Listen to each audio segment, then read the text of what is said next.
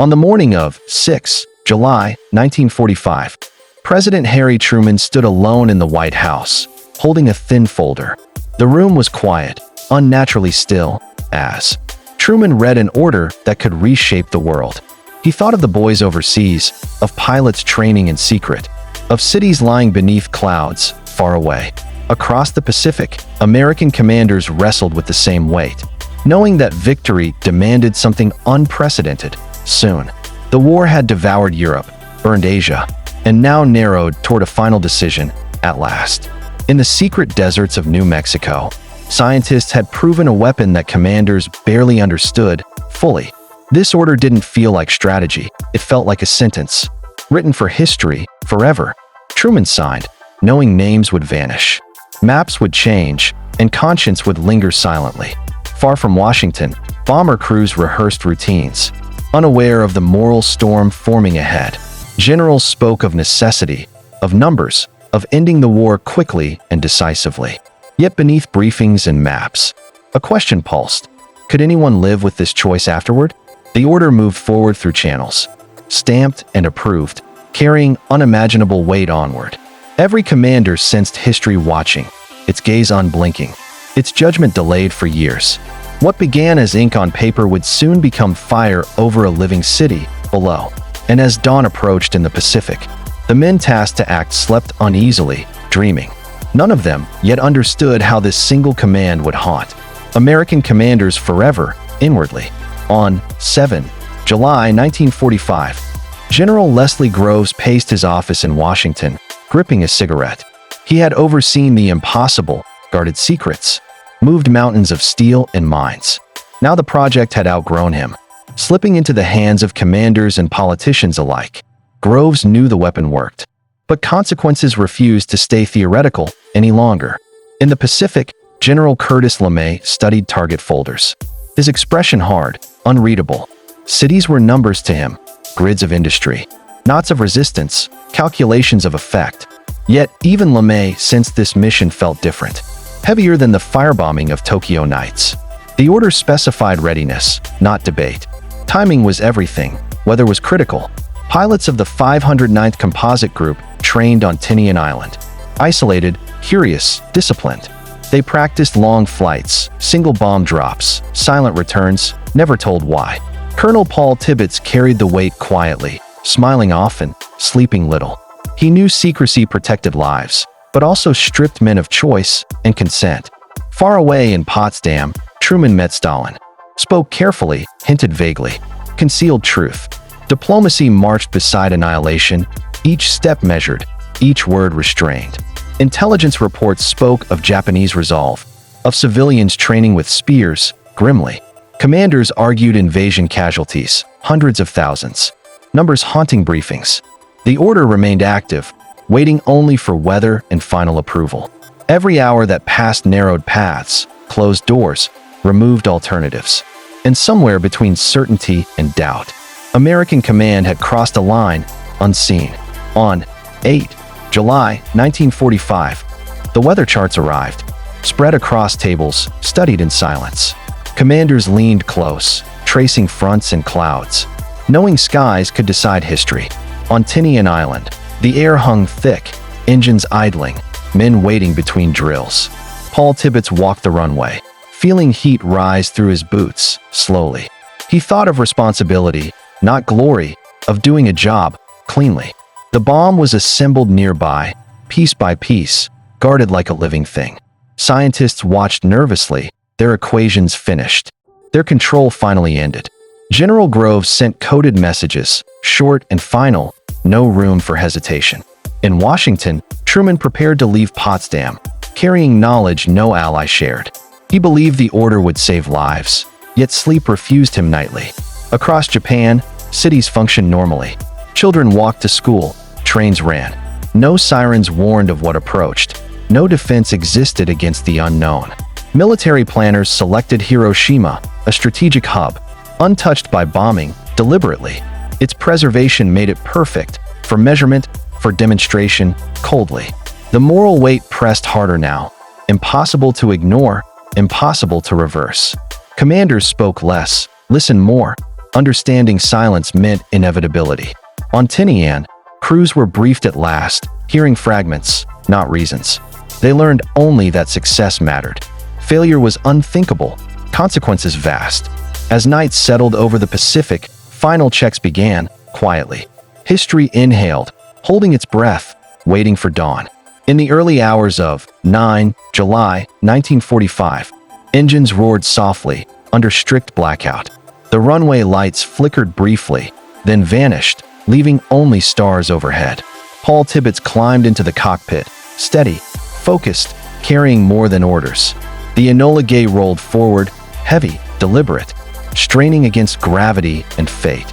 Ground crews watched in silence, saluting not victory, but duty. As the bomber lifted, the island fell away, swallowed by darkness. Inside the aircraft, men checked instruments. Avoided eye contact, trusted routine. No one spoke of the bomb by name. Superstition clung to silence. Hours passed over open ocean, the hum of engines numbing thought. Tibbets kept his voice calm, clipped, professional, masking inner tension. Far below, the Pacific reflected moonlight, indifferent to human decisions. Escort planes followed at a distance, observers to history, powerless to intervene. In Japan, Hiroshima slept unaware. Air raid alerts were absent, calm. Civil defense teams stood down, conditioned by false alarms, exhausted. Commanders far away monitored radio traffic, waiting for coded confirmation. The order now lived beyond paper, embodied in metal and men. There was no recall, no revision, only execution ahead. As dawn approached, clouds thinned, targets clarified, certainty hardened. The final moments before release approached silently, relentlessly.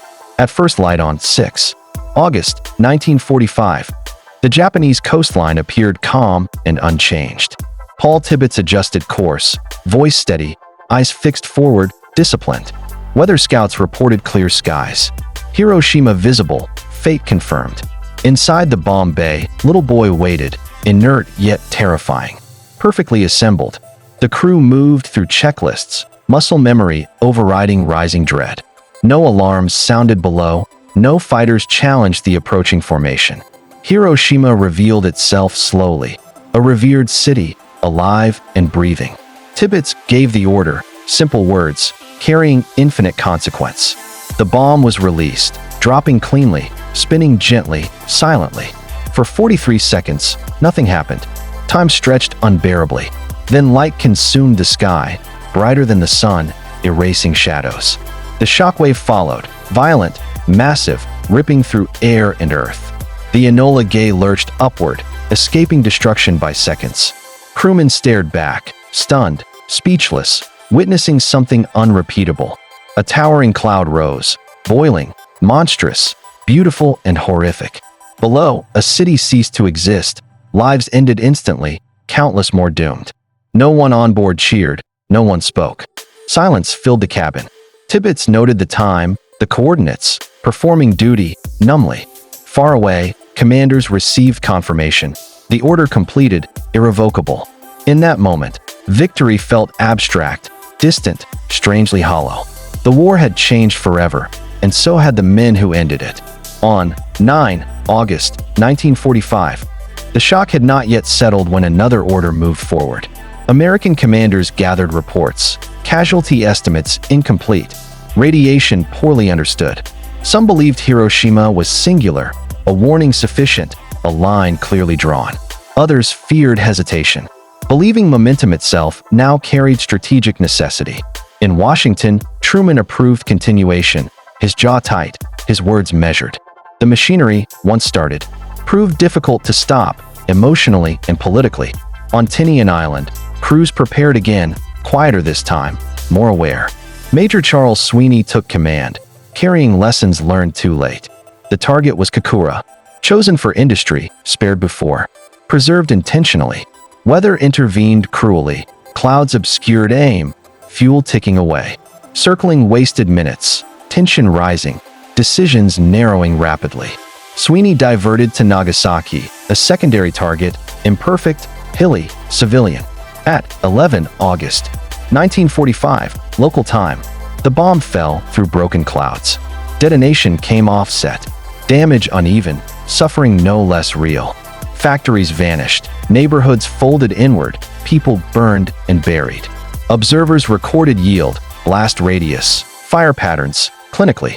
Back in command rooms, relief mixed with dread, success tasted bitter. Japan still did not surrender immediately. Silence stretched painfully. Commanders wondered how many cities remained, how many orders awaited. The weapon no longer shocked. It threatened to become routine. That realization haunted briefings, crept into quiet moments, unspoken. Victory now demanded restraint, something war rarely rewarded. As cables crossed oceans, the world teetered between ending and escalation.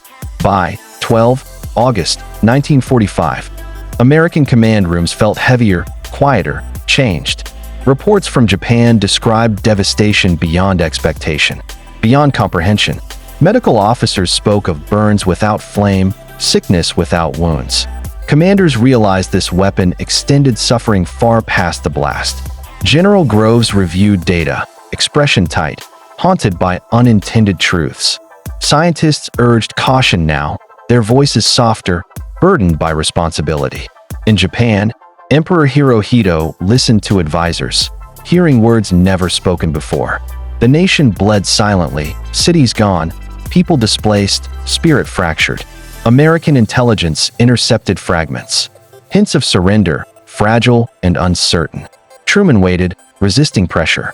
Understanding one more strike could shatter history. Some commanders argued readiness. Targets still listed, bombs still available. Others felt a line crossed, one that could not be retraced. For the first time, restraint became strategy, hesitation a moral choice. The order that once drove action now lingered, unresolved. Pilots remained on standby, engines maintained, missions planned but paused. Each hour without command felt heavier than execution.